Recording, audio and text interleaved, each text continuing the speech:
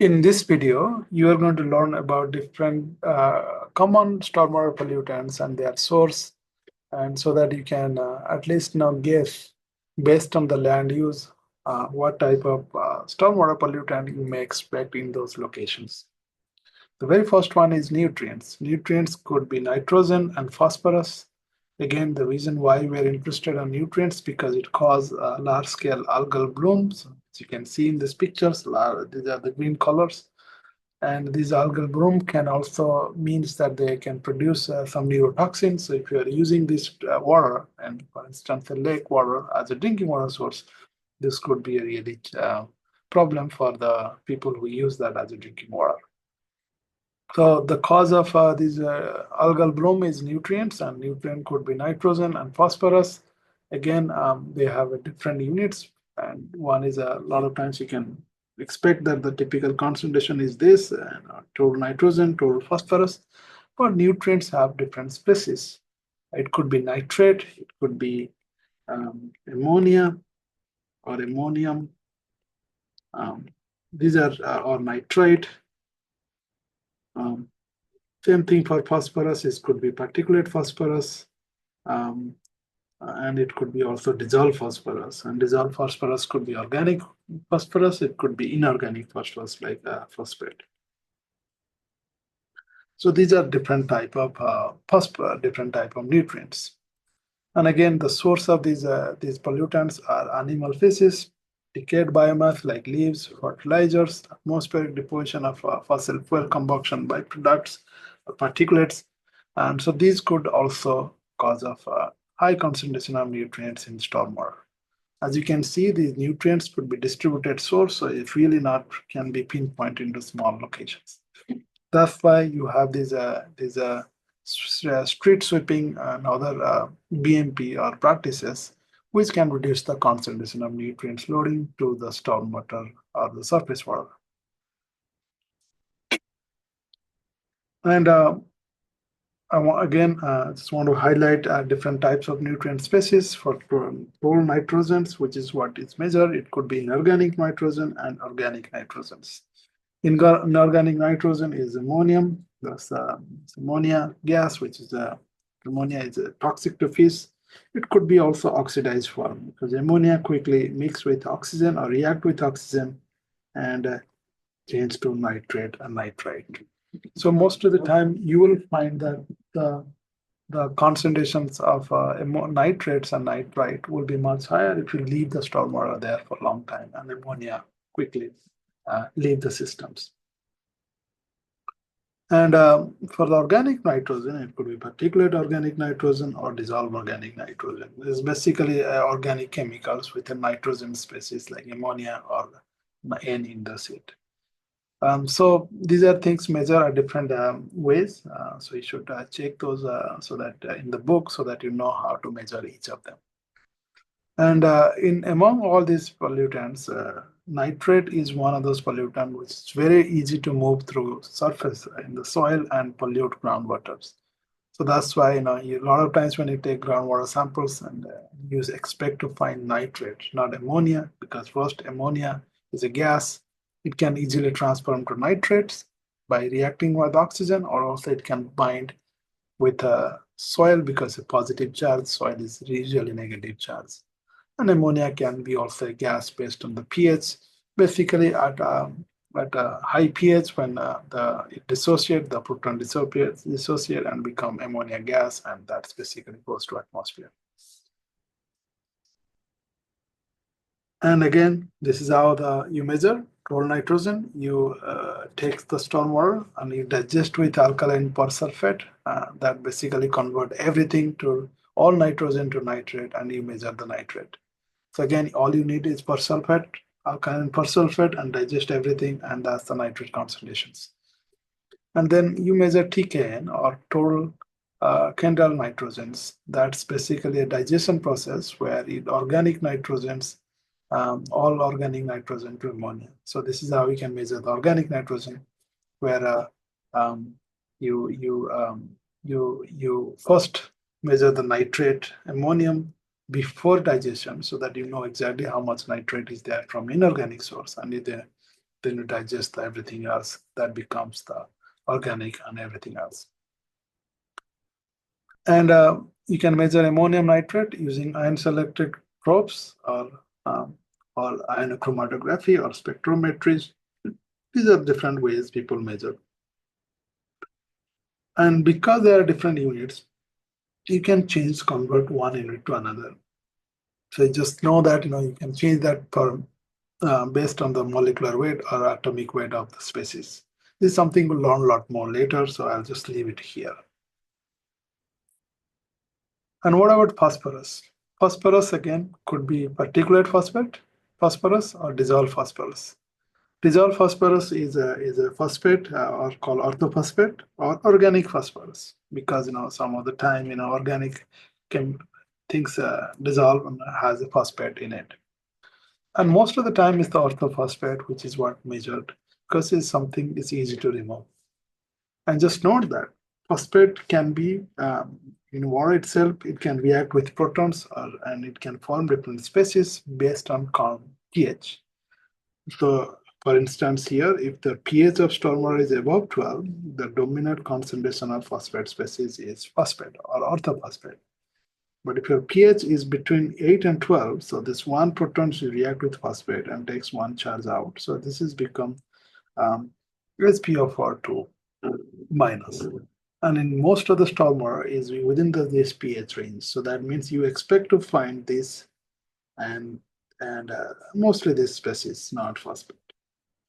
So when you measure phosphate, you are actually measuring this. So if you really truly want to measure, then you have to change the pH to above 12.346 to measure the actual phosphate concentrations. And this is just to a note that the species of phosphate or speciation of phosphate could vary based on the pH of the solutions because that basically determines how phosphate react with protons to form different species. So here it reacts with one protons, add with one protons, it becomes SpO4, and then another protons, it goes here, another protons. So as you go from high to low, your pH decreases. That means you have more high concentration of protons. As I said, this is a log scale, so between 10 to 8, that means you are 2 order of magnitude in increasing proton concentrations. That means most of the phosphate will not survive as phosphate. It will be bound to one of the protons. Next one is heavy metals.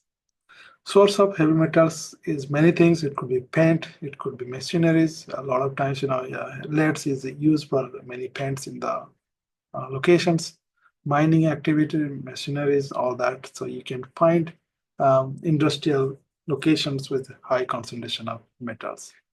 In stormwater, typical metals that you'll find is zinc, copper, lead, cadmium, nickels, sometimes mercury, but mercury is not easy to dissolve, so you may not find the concentration high enough. So mercury and leads are that's why, because they stick with the soil or organic very quickly, you'll find very low concentration of those metals. They will be mostly bound to the particulates. So if you remove the particulate or suspended solid, you'll remove most of the leads and mercury. And you cannot say the same thing for zinc because zinc is much more dissolved. So that means you'll dissolve zincs will be more likely present than particulate zincs. Heavy metals are not going to be degraded. So that means they accumulate in the stormwater sediments or stormwater for a long time. So this, because of bioaccumulation factor, is very important to monitor those heavy metal concentrations. And again, in urban areas, heavy metals are one of those reason why the stormwater is impaired. Then oxygen demand. Oxygen demand is basically, it's an indication of what's the DO.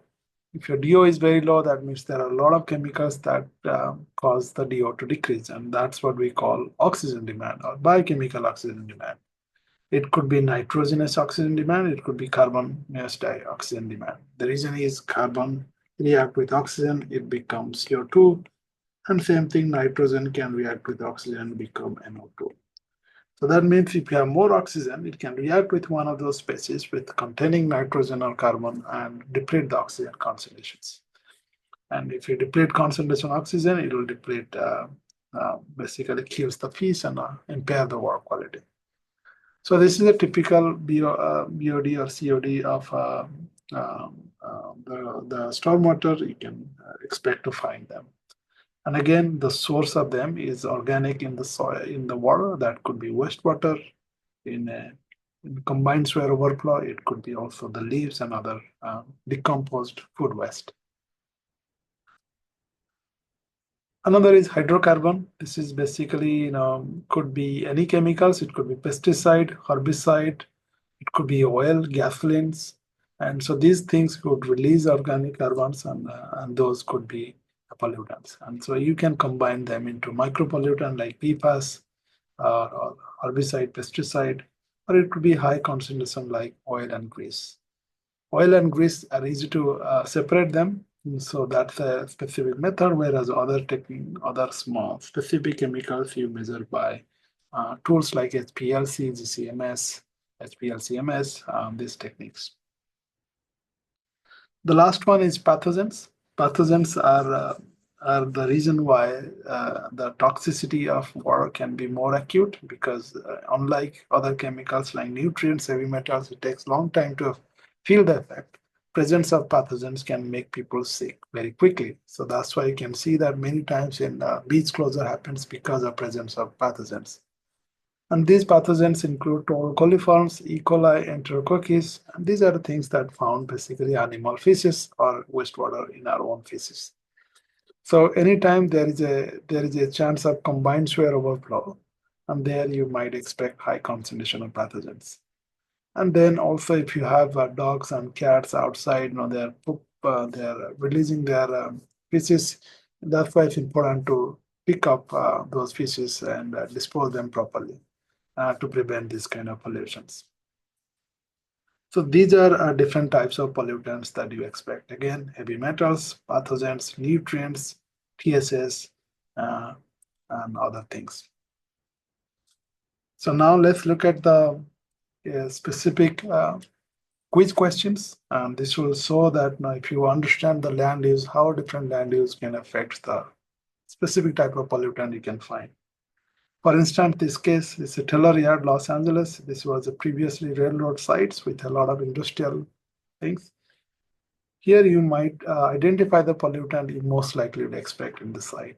Choice A, pathogens. Choice B, nutrients. Choice C, metals. Choice D, none of the above. Again, take a pause. I'm going to take a 10-second pause so that you can have a chance to pause it and think about it.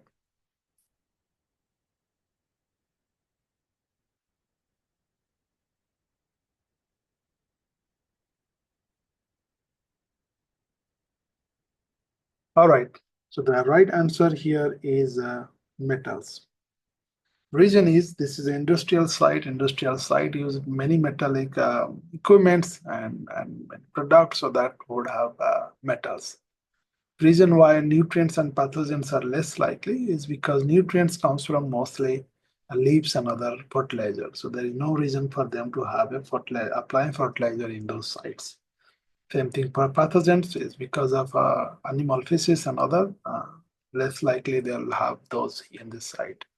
So that's most probable of concentrations is a pollutant is metal.